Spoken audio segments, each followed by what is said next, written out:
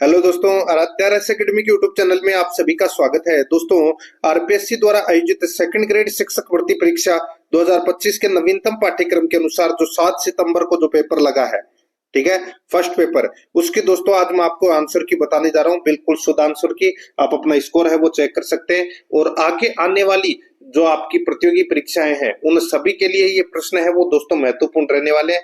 इसलिए दोस्तों आपको ये सारे के सारे प्रश्न है वो देखने बहुत जरूरी है। आराध्या रेस एकेडमी के यूट्यूब चैनल को अगर आपने अभी तक सब्सक्राइब नहीं किया तो सब्सक्राइब जरूर कर लें, बेल आइकन को दबाएं ताकि नोटिफिकेशन है वो आप सभी के पास में निरंतर पहुंचता रहे। क्लास को लाइक नहीं किया तो क्लास को लाइक करें और अपने दोस्तों के पास में शेयर जरूर करें।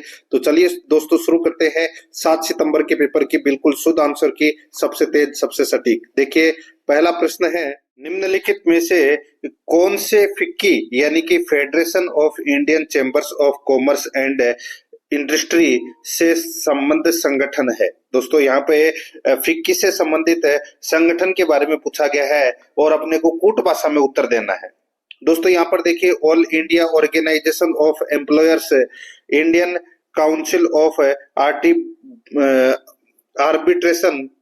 तीसरा देखिए, confederation of micro small and medium enterprises. तो दोस्तों यहाँ पर ये तीनों ही है, ये फिक्की से संबंध संगठन है। तो यहाँ पर इसका राइट आंसर क्या हो जाएगा, अपने को कूट भाषा में उत्तर देना था तो इसका राइट आंसर हो जाएगा 3 नंबर का ऑप्शन बिल्कुल सही, ए बी एवं सी तीनों इसमें क्या है, सही है।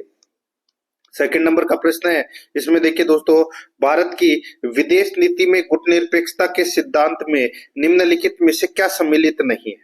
तो क्या सम्मिलित नहीं है, इसमें देखिए शक्ति गुटों की ओर अप्रतिबद्धता, ये सम्मिलित नहीं है। दोस्तों यहाँ पर 3 नंबर का जो ऑप्शन है वो इसका राइट आंसर हो जाएगा। आगे देखिए 3 नंबर का प्रश्न है, 1974 में भारत ने श्रीलंका के साथ दोनों देशों के मध्य ऐतिहासिक पानी में सीमाएं तय करने की इच्छा से एक समझौता किया। निम्नलिखित में से किस द्वीप का नाम इस समझौते में विशेष रूप से उल्लेखित है। तो वो द्वीप है दोस्तों कच्छातीवु द्वीप। कौन सा द्वीप है, कच्छातीवु द्वीप। तो यहाँ पे इसमें 4 नंबर का ऑप्शन बिल्कुल सही उत्तर हो जाएगा। आगे देखिए 4 नंबर का प्रश्न है, ब्रिक्स के बारे में निम्नलिखित में से कौन सा कथन सही नहीं है। बताइए कौन सा कथन ब्रिक्स के बारे में सही नहीं है, अपने को यहाँ पर उत्तर देना है। ब्रिक्स के बारे में कौन सा कथन सही नहीं है, तो यहाँ पर देखिए ब्रिक्स शिखर सम्मेलन 2021 का विषय तथा दृष्टिकोण था ब्रिक्स @21 शांतत्य, समग्रता व सहमति के लिए ब्रिक्स अंततः सहयोग। जिसने भी 2 नंबर का किया है दोस्तों उन सभी का ये क्या है, सही है। ठीक है, ये कथन सही नहीं है दोस्तों। आगे देखिए 5 नंबर का प्रश्न है, इसमें देखिए यहाँ पर ये वक्तव्य है, इस महासभा के समक्ष में अपनी जनता और अपनी सरकार की ओर से यह कहना चाहता हूं कि हम संयुक्त राष्ट्र संघ के संविधान के सिद्धांतों और उद्देश्यों के प्रति पूर्ण और निष्कलंक प्रतिबद्धता रखते हैं और हम अपनी पूरी क्षमता के साथ उन सिद्धांतों और उद्देश्यों की पूर्ति के लिए कार्य करने का प्रयास करेंगे। निम्नलिखित में से भारत के किस प्रधानमंत्री ने संयुक्त राष्ट्र महासभा में यह वक्तव्य दिया था।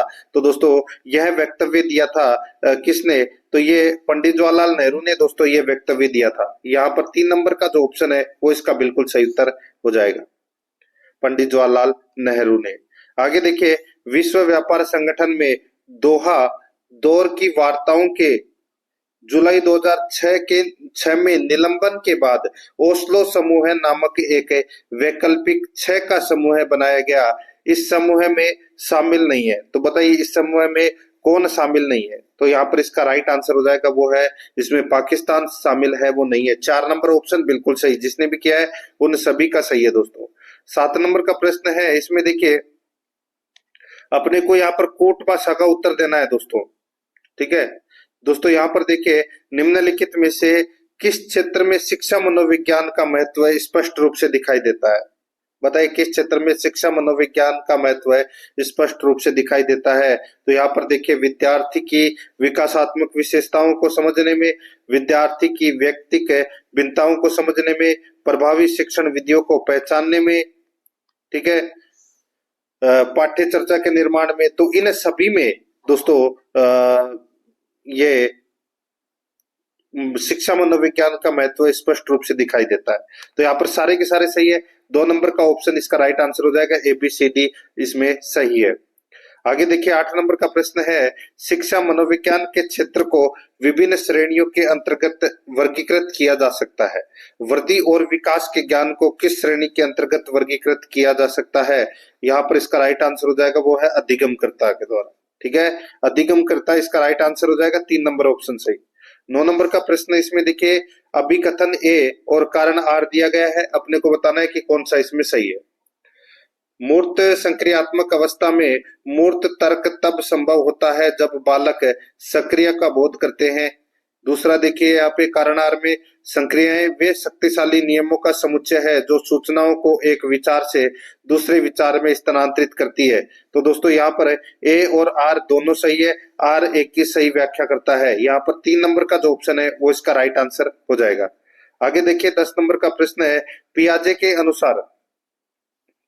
के अनुसार संज्ञानात्मक विकास की किस अवस्था में बालकों में भाषा का विकास ठीक प्रकार से प्रारंभ हो जाता है तथा भाषा अभिव्यक्ति का माध्यम बनने लग जाती है? तो वो कौन सी अवस्था में? तो इसका राइट आंसर हो जाएगा वो है पूर्व संक्रियात्मक अवस्था में। तो यहाँ पर इसमें 1 नंबर का ऑप्शन सही, जिसने भी किया है उन सभी का सही है। 11 नंबर का प्रश्न है, कोहलबर्ग के नैतिक विकास सिद्धांत के अनुसार आत्म परिपूरक पारस्परिकता नैतिक विकास के किस चरण की विशेषता है? तो ये कौन से चरण की विशेषता है? तो ये सामाजिक व्यवस्था संरक्षण उन्मुक्ता से संबंधित है। 2 नंबर का ऑप्शन राइट आंसर हो जाएगा। 12 नंबर का प्रश्न है, निम्नलिखित में से कौन व्यक्तित्व के जैव शारीरिक उपागम से संबंधित नहीं है? बताइए कौन व्यक्तित्व के जैव शारीरिक उपागम से संबंधित नहीं है? इसका राइट आंसर हो जाएगा वो है आल्पोर्ट।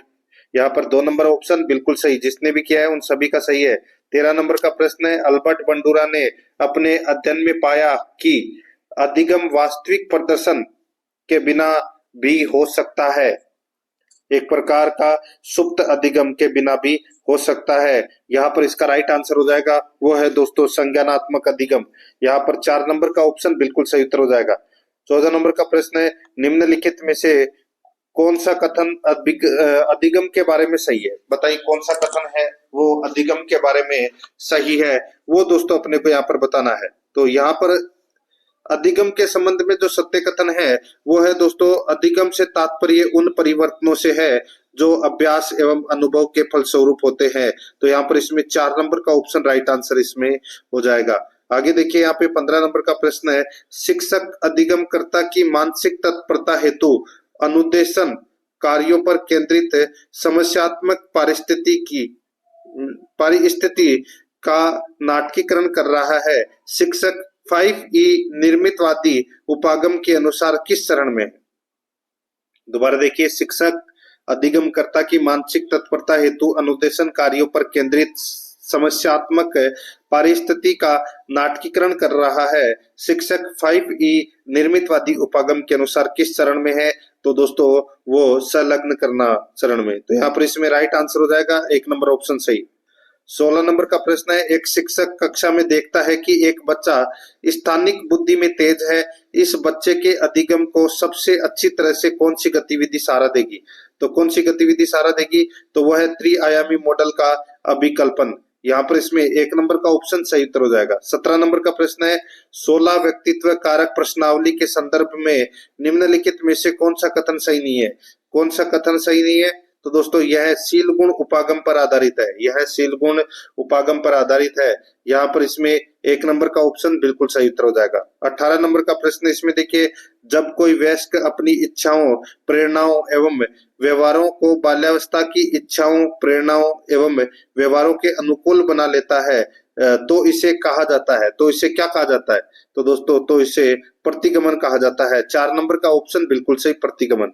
19 नंबर का प्रश्न है, किसी विद्यार्थी द्वारा अपनी समस्या के संबंध में परिकल्पना बनाने संबंधी मानसिक प्रक्रिया स्टर्नबर्ग के त्रितंत्रीय बुद्धि सिद्धांत के अनुसार किस घटक के अंतर्गत सम्मिलित है? किस घटक के अंतर्गत सम्मिलित है? तो यहाँ पर इसका राइट आंसर हो जाएगा वो है मेटा घटक के अंतर्गत। 4 नंबर का ऑप्शन बिल्कुल सही, मेटा घटक के अंतर्गत। 20 नंबर का प्रश्न है, निम्नलिखित में से शिक्षक के द्वारा किया गया कौन सा कार्य व्यक्तिक भिन्नता के महत्व को इंगित नहीं करता? बताइए, शिक्षक के द्वारा किया गया कौन सा कार्य व्यक्तिगत भिन्नता के महत्व को इंगित नहीं करता? इसका सही उत्तर हो जाएगा वो है सभी के लिए समान निष्पादन स्तर तय करना। एक नंबर का ऑप्शन बिल्कुल सही उत्तर हो जाएगा। 21 नंबर का प्रश्न है, पीयूष के पास दूसरों की भावनाओं को प्रतिबंधित करने का कौशल है। यह अवलोकन संवेगात्मक बुद्धि के किस घटक को इंगित करता है? तो ये करता है दोस्तों अंतर्व्यक्तिक प्रबंधन घटक को इंगित करता है। एक नंबर का ऑप्शन बिल्कुल सही।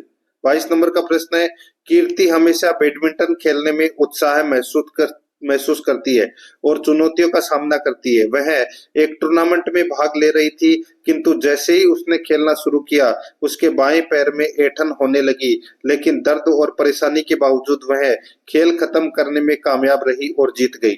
उसके पास किस प्रकार की अभिप्रेरणा थी? तो उसके पास किस प्रकार की अभिप्रेरणा थी? तो दोस्तों द्वितीयक प्रकार की अभिप्रेरणा थी। यहाँ पर एक नंबर का ऑप्शन बिल्कुल सही, द्वितीयक प्रकार की अभिप्रेरणा थी। 23 नंबर का प्रश्न इसमें देखिए, एक अर्जित अभिप्रेरणा जिससे प्रेरित होकर बालक अपने कार्य को इस ढंग से करता है कि उसे अधिक से अधिक सफलता मिल सके कहलाती है। एक अर्जित अभिप्रेरणा जिससे प्रेरित होकर बालक अपने कार्य को इस ढंग से करता है कि उसे अधिक से अधिक सफलता मिल सके कहलाती है। यहाँ पर इसका राइट आंसर हो जाएगा वो है उपलब्धि अभिप्रेरणा। 4 नंबर का जो ऑप्शन है वो इसका बिल्कुल सही उत्तर हो जाएगा, उपलब्धि अभिप्रेरणा। 24 नंबर का प्रश्न है, निम्नलिखित में से कौन सा प्रावधान प्रतिभाशाली बच्चों की शिक्षा के लिए उपयोगी है? बताइए, कौन सा प्रावधान प्रतिभाशाली बच्चों की शिक्षा के लिए उपयोगी है? तो देखिए, संवर्धन कार्यक्रम, त्वरण, पुल आउट दृष्टिकोण। तो यहाँ पर इसका राइट आंसर हो जाएगा वो है केवल ABC। यहाँ पर एक नंबर का ऑप्शन बिल्कुल सही उत्तर हो जाएगा।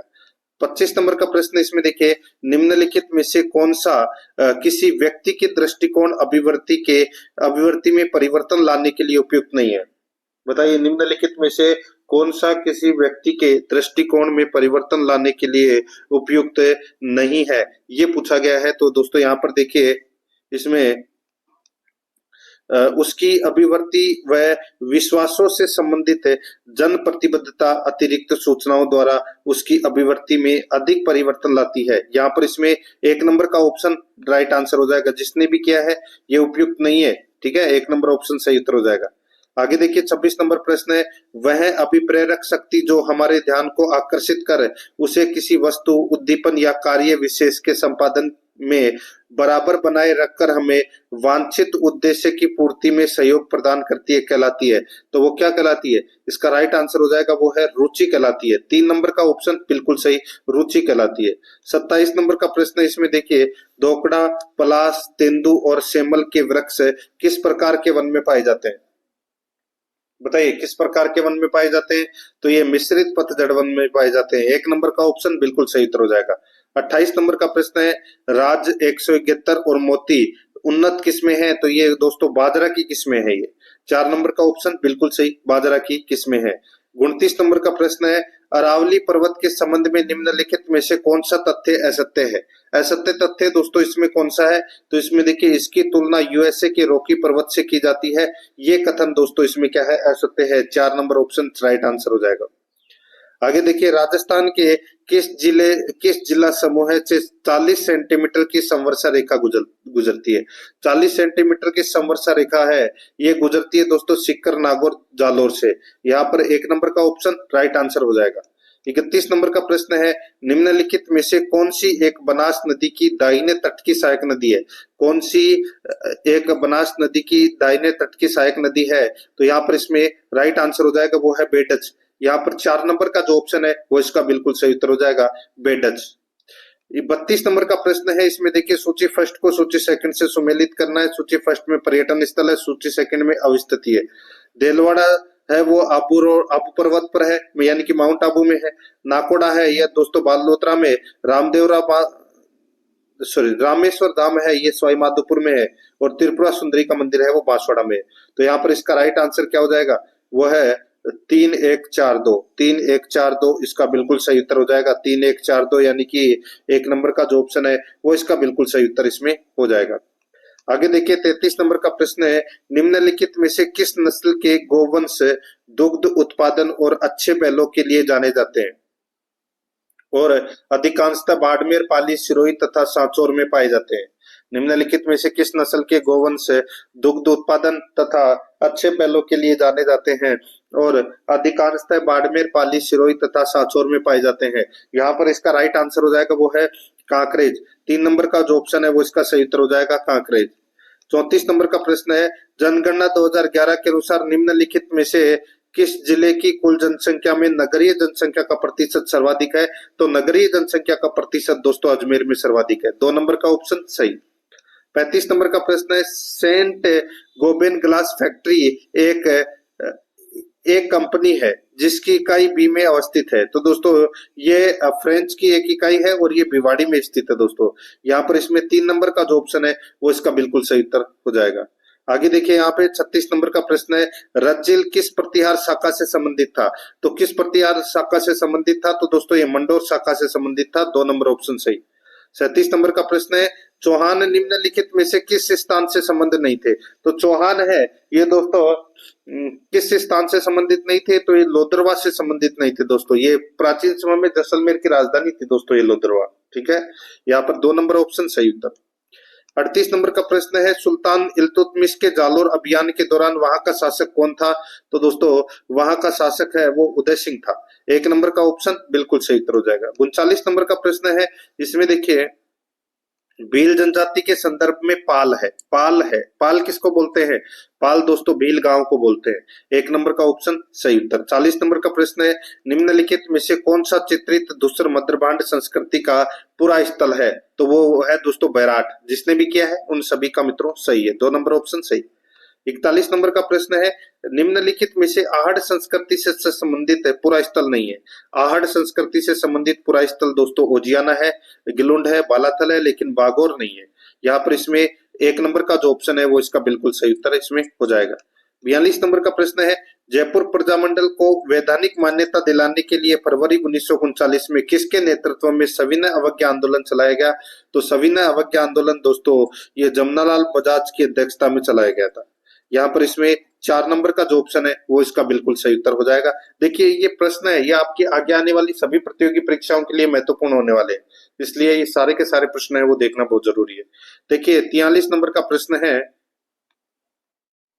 निम्नलिखित में से किसने करमचंद पंवार को अजमेर, परबत्सर एवं बनेड़ा परगने जागीर में प्रदान किए थे? तो दोस्तों बताइए ये परगने की जागीर है वो किसने प्रदान की थी? तो इसका राइट आंसर हो जाएगा महाराणा सांगा ने। यहाँ पर 3 नंबर का ऑप्शन राइट आंसर हो जाएगा।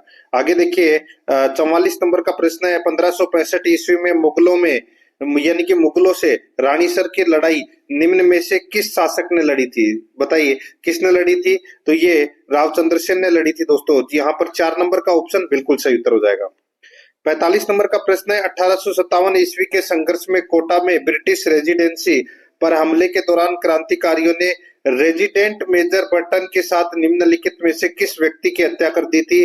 तो यहाँ पर इसका राइट आंसर हो जाएगा दोस्तों बताइए, तो वो है सेडलर की हत्या कर दी गई थी दोस्तों। 4 नंबर ऑप्शन बिल्कुल सही। आगे देखिए 46 नंबर प्रश्न, लोक देवताओं के निम्नांकित युग्मों में से कौन सा सुमेलित नहीं है? एक तरफ लोक देवता, दूसरी तरफ वंश है। देखिए गोगाजी चौहान थे, रामदेव जी तंवर थे, हड़बूजी पंवार नहीं, यहाँ पर गलत हो जाएगा। ठीक है, बाबूजी राठौड़ थे। तो यहाँ पर इसमें राइट आंसर क्या हो जाएगा? 3 नंबर का ऑप्शन बिल्कुल सही। आगे देखिए प्रजामंडल आंदोलन में बीकानेर राज्य प्रजा परिषद की स्थापना कब की गई? तो दोस्तों ये स्थापना है वो की गई थी 1942 में। 3 नंबर का ऑप्शन बिल्कुल सही उत्तर हो जाएगा। 48 नंबर का प्रश्न है, मेवाड़ के महाराणा के समक्ष मोतीलाल तेजावत द्वारा भीलों की 21 सूत्री मांग को किस शीर्षक से प्रस्तुत किया गया? तो किस शीर्षक से प्रस्तुत किया गया? तो दोस्तों मेवाड़ की पुकार से यह प्रस्तुत किया गया। 2 नंबर का ऑप्शन बिल्कुल सही उत्तर हो जाएगा। 49 नंबर का प्रश्न है, निम्नलिखित में से मत्स्य संघ के किस व्यक्ति को हीरालाल शास्त्री के नेतृत्व में गठित वृद्ध राजस्थान के मंत्रिमंडल में शामिल किया गया? राजस्थान के वृद्ध यानी कि गठित वृद्ध राजस्थान के मंत्रिमंडल में शामिल किया गया। इसका राइट आंसर हो जाएगा वो है दोस्तों बाबू शोभाराम कुमावत। यहाँ पर इसमें सही उत्तर हो जाएगा 4 नंबर ऑप्शन सही उत्तर। 50 नंबर का प्रश्न इसमें देखिए, दद्दी माता का मेला किस स्थान पर आयोजित होता है? तो कहां पर आयोजित होता है? तो दोस्तों ये गोट मांगलोद में आयोजित होता है। 4 नंबर ऑप्शन सही। 51 नंबर प्रश्न है, पुत्र जन्म के 10वें दिन किस रिवाज को मनाया जाता है? तो दोस्तों किस रिवाज को मनाया जाता है? तो दोस्तों दसोटन को मनाया जाता है। 3 नंबर ऑप्शन सही उत्तर। 52 नंबर का प्रश्न है, राजस्थान में निम्नलिखित संतों में से रामानंदी संप्रदाय की रेवासा पीठ के संस्थापक कौन थे? रेवासा पीठ के संस्थापक दोस्तों स्वामी कृष्णदास थे। यहाँ पर 2 नंबर का ऑप्शन बिल्कुल सही, स्वामी कृष्णदास।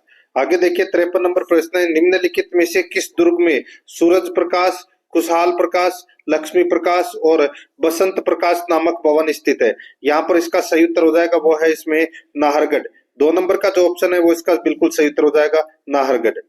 54 नंबर का प्रश्न है, चित्रकार साहबदी राजस्थान की किस चित्रकला शैली से संबंधित थे? तो बताइए कौन सी चित्रकला शैली से संबंधित थे? तो दोस्तों ये मेवाड़ चित्रकला शैली से संबंधित थे दोस्तों ये, ठीक है। 55 नंबर प्रश्न है, किस संवैधानिक संशोधन द्वारा संविधान में यह जोड़ा गया कि एक व्यक्ति को 2 या 2 से अधिक राज्यों का राज्यपाल नियुक्त किया जा सकता है? तो बताइए कौन से संविधान संशोधन में जोड़ा गया था? राइट आंसर हो जाएगा दोस्तों इसमें वो है ये 7वां संविधान संशोधन 1956 में जोड़ा गया था। यहाँ पर इसमें 4 नंबर ऑप्शन बिल्कुल सही। 56 नंबर का प्रश्न है, निम्नलिखित लोकगीतों में से कौन से विवाह के अवसर पर गाए जाते हैं? विवाह के अवसर पर दोस्तों देखिए जला भी गाया जाता है, शीठनी भी गाए जाते हैं। जला भी गाए जाते हैं, सीठने भी गाए जाते हैं और परिणीत भी गाए जाते हैं। गौरबंद है ये नहीं। तो यहाँ पर इसमें राइट आंसर हो जाएगा वो है 1 2 4। कौन से ऑप्शन में? पहला नंबर का ऑप्शन ही अपना इसमें सही उत्तर हो जाएगा 1 2 4। आगे देखिए राजविलास ग्रंथ के लेखक कौन थे? तो वो थे दोस्तों मानकवि। कौन? मानकवि, 1 नंबर ऑप्शन सही। आगे देखिए भारत में राज्य के महाधिवक्ता का पारिश्रमिक किसके द्वारा निर्धारित किया जाता है? तो किसके द्वारा निर्धारित किया जाता है? तो दोस्तों ये राज्य के राज्यपाल द्वारा निर्धारित किया जाता है। 4 नंबर ऑप्शन सही। 59 नंबर, राजस्थान सरकार के मंत्रियों के वेतन तथा भत्तों के बारे में निम्नलिखित कथनों पर विचार कीजिए। दोस्तों 2 कथन दे रखे हैं, कोट भाषा में उत्तर देना है। राजस्थान सरकार के मंत्रियों के वेतन एवं भत्ते वही होंगे जो भारत की संसद द्वारा समय समय पर कानून द्वारा निर्धारित होंगे। बिल्कुल सही बात है दोस्तों। दूसरा देखिए 1 नवंबर 1956 से पूर्व राजस्थान सरकार के मंत्रियों के वेतन एवं भत्ते भारत के संविधान की दूसरी अनुसूची के उल्लेख अनुसार थे। तो ये अपना दूसरा गलत हो जाएगा। 2 कथन में से अपने को बताना था कि कौन सा एक सही है, यानी कि कौन कौन से इसमें सही है। तो इसमें एक सही है और सेकंड गलत है। यहाँ पर 1 नंबर का ऑप्शन राइट आंसर हो जाएगा। 60 नंबर का प्रश्न है, निम्नलिखित कथनों पर विचार करें। निम्नलिखित कथनों पर विचार करें तो दोस्तों यहाँ पर देखिए उन्होंने राजस्थान के मुख्यमंत्री के रूप में कार्य किया। बाद में वे राजस्थान विधानसभा के अध्यक्ष बने।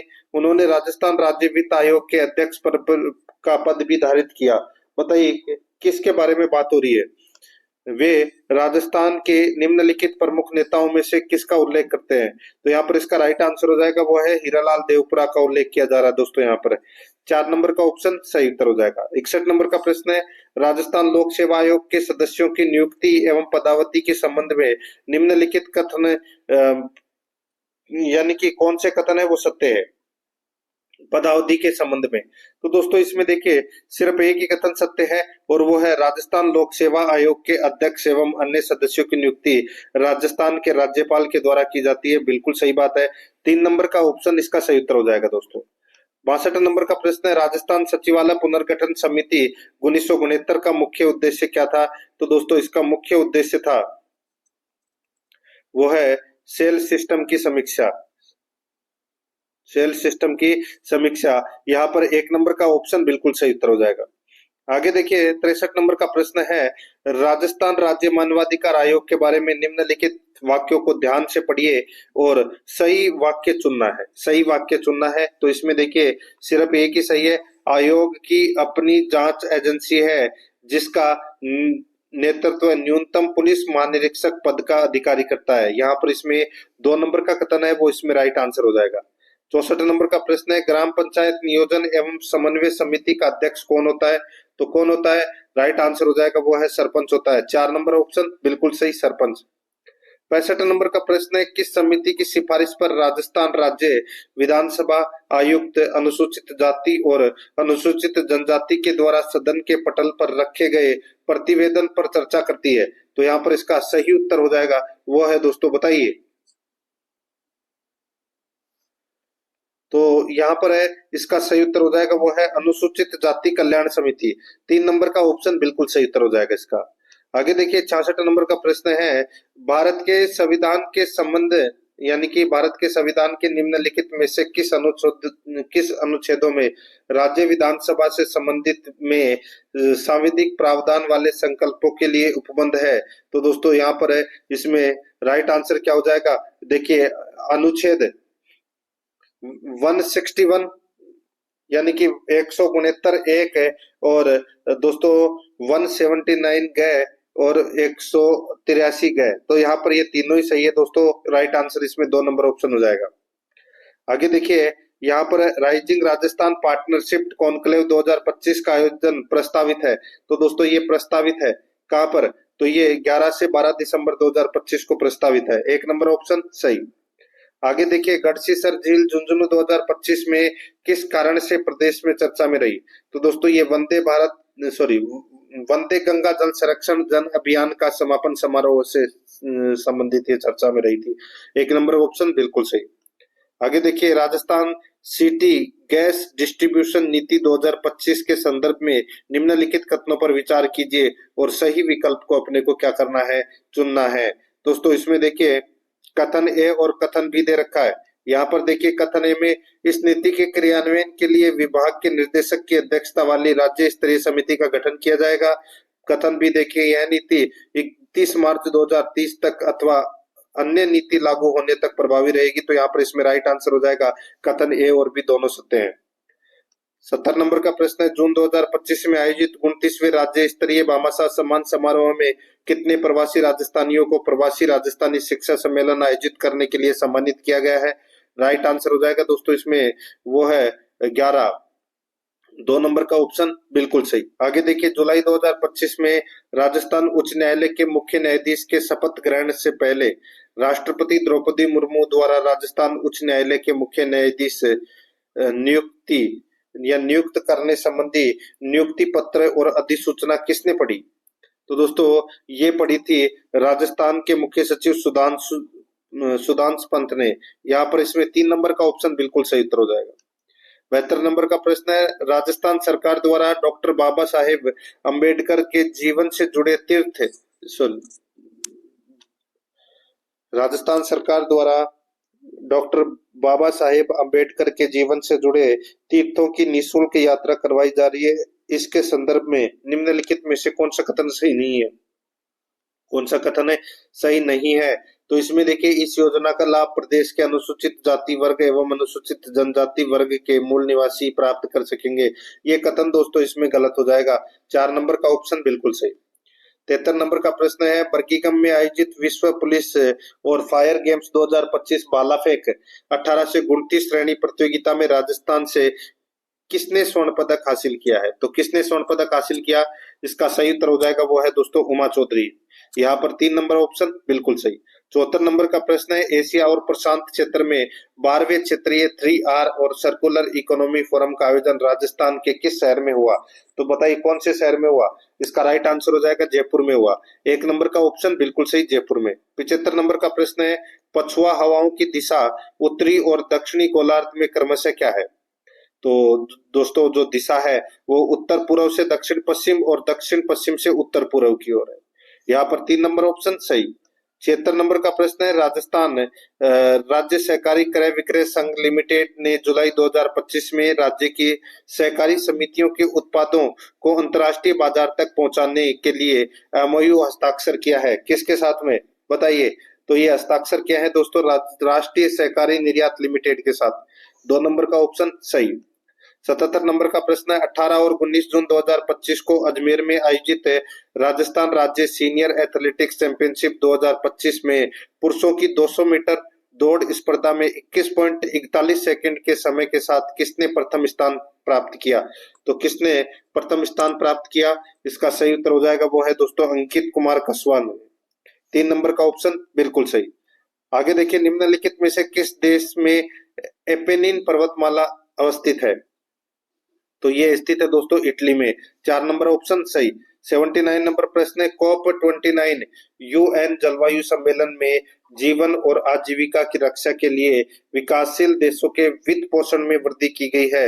यहाँ पर इसका सही उत्तर हो जाएगा, वो है दोस्तों 3 गुना। 4 नंबर का ऑप्शन बिल्कुल सही।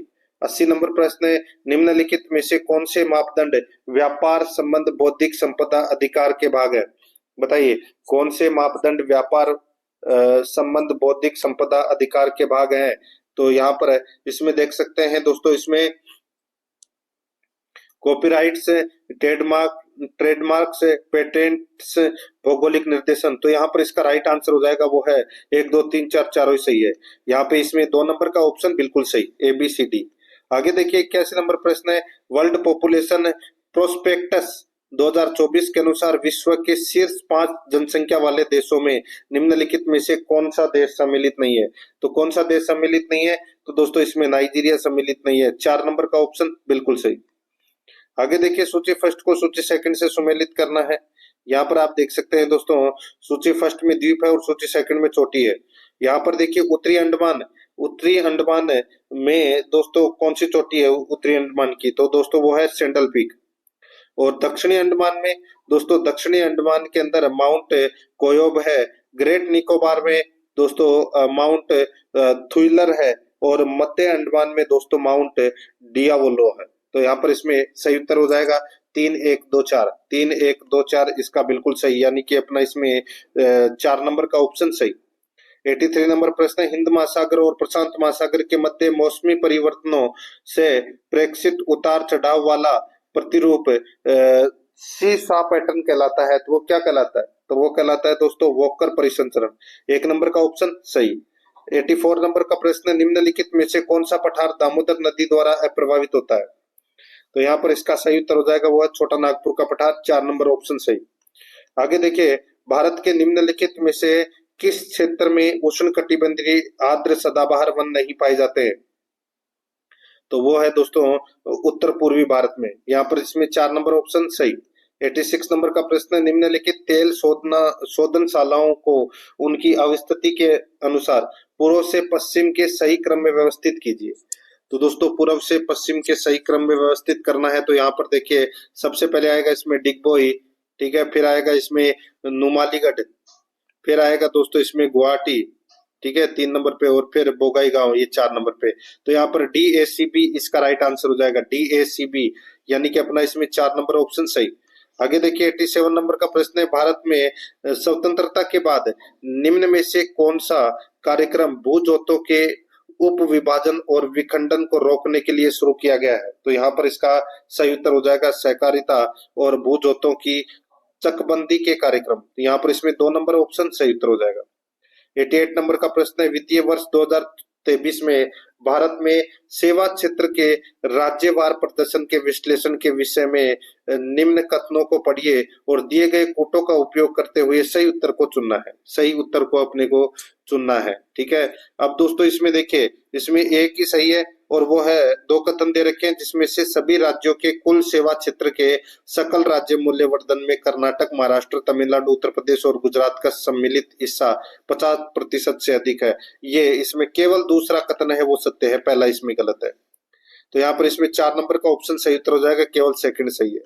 आगे देखिए, सूची फर्स्ट को सूची सेकंड से सुमेलित करना है। सूची फर्स्ट में उत्पाद और सूची सेकंड में विश्व के कुल उत्पादन में भारत का स्थान है। तो यहाँ पर आप देख सकते हैं दोस्तों, कपास, रेशम और मानव निर्मित रेशा में दोस्तों भारत का जो स्थान है वो है दूसरा, ठीक है। और फार्मास्यूटिकल्स में भारत का स्थान है दोस्तों तीसरा। और दूध के अंदर दोस्तों भारत का स्थान पहला है और मांस के अंदर 8वां है। तो यहाँ पर इसमें इसका सही उत्तर हो जाएगा CDBA इसका राइट आंसर हो जाएगा, यानी कि इसमें 3 नंबर का ऑप्शन बिल्कुल सही। 90 नंबर का प्रश्न है, आर्थिक सर्वेक्षण 2024-25 के अनुसार 2023-24 में भारत के साथ सर्वाधिक व्यापार करने वाला देश कौन सा था? तो दोस्तों वो था इसमें संयुक्त राज्य अमेरिका। 3 नंबर का ऑप्शन सही। 91 नंबर का प्रश्न है, आर्थिक सर्वेक्षण 2024-25 के अनुसार वर्ष 2022 में विश्व के निर्यातों में भारत की हिस्सेदारी क्या थी? तो दोस्तों भारत की हिस्सेदारी है वो इसमें 2.2% थी। यहाँ पर 2 नंबर ऑप्शन सही। 92 नंबर का प्रश्न है, भारत सरकार अधिनियम 1919 के संबंध में सही कथनों के संबंध में सही कूट चुने। सही कूट है वो अपने को यहाँ पर क्या करना है, चुनना है। तो यहाँ पर देखिए इसमें यह मोंटेग्यू चेम्सफोर्ड सुधारों का संहिताबद्ध संस्करण था, जिसका नाम एडविन चार्ल्स मोंटेग्यू और लॉर्ड चेम्सफोर्ड के नाम पर रखा गया था, जिन्होंने क्रमशः ब्रिटिश भारत के राज्य सचिव और वायसराय के पद है वो संभाले थे। तो इसमें पहला कथन एक तो सही है, ठीक है। भारतीय राष्ट्रीय कांग्रेस ने अधिनियम को अस्वीकार कर दिया, तो ये गलत हो जाएगा, स्वीकार किया था। बाकी इसमें सी और डी भी है वो क्या है, सत्य है। तो यहाँ पर इसमें ए सी डी इसमें सही है। यहाँ पर एक नंबर का ऑप्शन बिल्कुल सही। आगे देखिए 93 नंबर का प्रश्न है, प्रांतों के सही समूह को पहचानिए जिनमें भारत शासन अधिनियम 1935 के अंतर्गत द्विसदनात्मक प्रांतीय विधानमंडल का प्रावधान किया गया था। यहाँ पर इसका सही उत्तर हो जाएगा वो है दोस्तों, इसमें बताइए कौन सा। तो इसमें बॉम्बे, बंगाल, बिहार, 4 नंबर का ऑप्शन सही उत्तर हो जाएगा। 94 नंबर का प्रश्न है, एक निर्वाचित राष्ट्रपति द्वारा भारत के संविधान की कौन सी विशेषता परिलक्षित होती है। तो वो लक्षित होती है दोस्तों इसमें गणराज्य। यहाँ पर 2 नंबर का ऑप्शन बिल्कुल सही, गणराज्य। आगे देखिए, किस संविधान संशोधन अधिनियम द्वारा संविधान संशोधन विधेयक पर राष्ट्रपति की अनुमति को अनिवार्य बना दिया गया। तो यहाँ पर इसका सही उत्तर हो जाएगा वो है दोस्तों इसमें कौन सा, वो है 24वें संविधान संशोधन।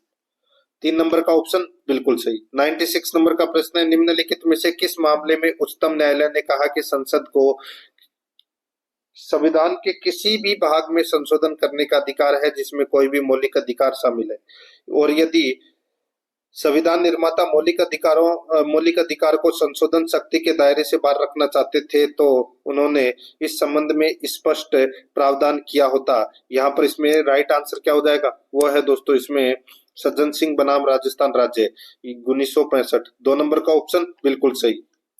97 नंबर प्रश्न है, संविधान 42वां संशोधन अधिनियम 1976 के द्वारा राज्य के नीति निर्देशक तत्वों में निम्नलिखित में से कौन से अनुच्छेद अंत स्थापित किए गए। तो कौन से अनुच्छेद अंत स्थापित किए गए, तो दोस्तों एक तो अनुच्छेद 39 का है और एक 48 का है।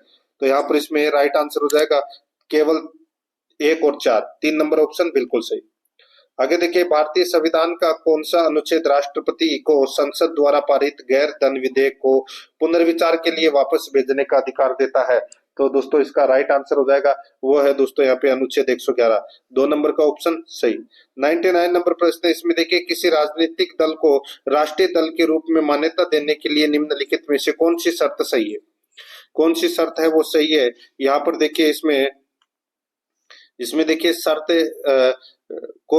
यदि कोई दल कम से कम 4 अलग अलग राज्यों से लोकसभा में 2% सीटें जीतता है। यहाँ पर इसमें 2 नंबर का ऑप्शन राइट आंसर हो जाएगा। जिसने भी किया उन सभी का सही है। और 100 नंबर का प्रश्न देखिए, निम्नलिखित युग्मों में से कौन सा सुमेलित नहीं है। तो वो प्रधानमंत्री और प्रधानमंत्री दे रखा है। तो इसमें देखिए चौधरी देवीलाल चरण सिंह, ये गलत हो जाएगा, तो ये सुमेलित नहीं है। 1 नंबर का ऑप्शन इसका बिल्कुल सही उत्तर हो जाएगा। तो दोस्तों इसी के साथ मैंने आपको ये पेपर करवाया है सेकंड ग्रेड भर्ती परीक्षा से संबंधित, और पेपर बहुत हाई लेवल का पेपर था, और कम से कम दोस्तों आपके इसमें 50 से 60 के बीच में प्रश्न है वो सही होने चाहिए थे। ठीक है, आराध्या अकेडमी के साथ में बने रहिए। चैनल को सब्सक्राइब जरूर करें, बेल आइकन को दबाएं ताकि नोटिफिकेशन है वो आप सभी के पास में निरंतर पहुंचता रहे। मिलते हैं दोस्तों नेक्स्ट क्लास में। जय हिंद, जय भारत।